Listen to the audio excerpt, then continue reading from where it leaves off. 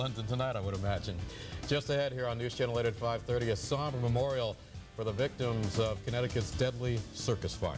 Plus, is the disappearance of an American teen in Aruba hurting the island's reputation? And Motherhood Part 2. Find out about Now, with coverage you can count on. This is News Channel 8 at 5:30. It has been 61 years to the day since a deadly circus fire in Connecticut. Today, survivors of the Ringling Brothers Barnum and Bailey fire were given some closure with the memorial in Hartford. News Channel 8's Bob Wilson live in our Hartford newsroom with more on this very emotional day. Correct, Bob?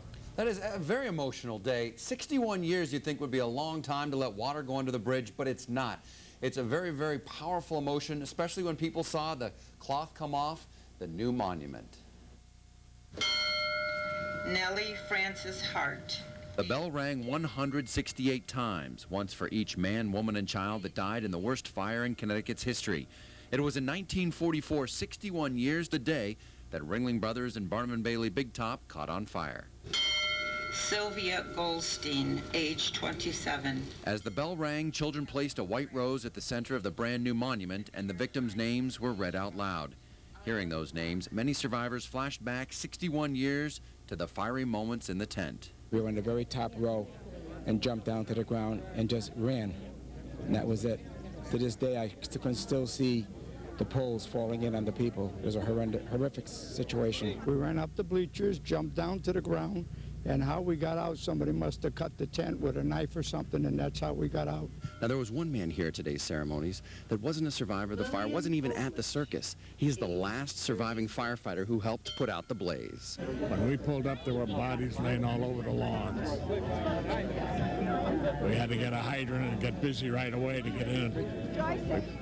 The clothes were burning on some of the victims, and we were putting them out as quick as we could. Survivors are thankful that they now have a place to come and spend time alone remembering those who didn't make it out. My whole family bought bricks, and my nieces and nephew bought bricks and everything else, so they played a big part. I think it's about time. It's great.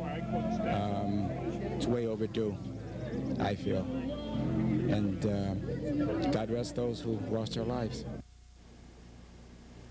Now, a lot of those survivors did mention one name, Chief Teal. He's the chief of the Hartford Fire Department. They wanted to thank him for personally leading the crusade to bring them this monument and this memorial. We're live in the Hartford newsroom. Bob Wilson, News Channel 8. A Milford man who pleaded guilty to killing his girlfriend's baby. New Haven Hospital. I'm Alan Cohn. The story is next at 6. The fire rips through a boatyard in Portland. We're live on the scene with the very latest. And a memorial is dedicated to the victims of a Hartford Circus fire. Jeff? Got a thunderstorm that is centered right over Portland.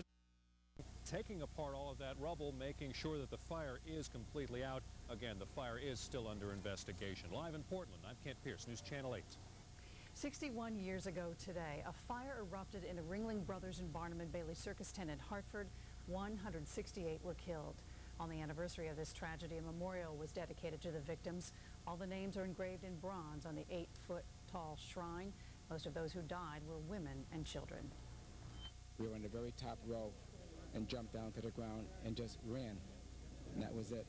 To this day, I can still see the poles falling in on the people. It was a horrific situation. We ran up the bleachers, jumped down to the ground, and how we got out, somebody must have cut the tent with a knife or something, and that's how we got out.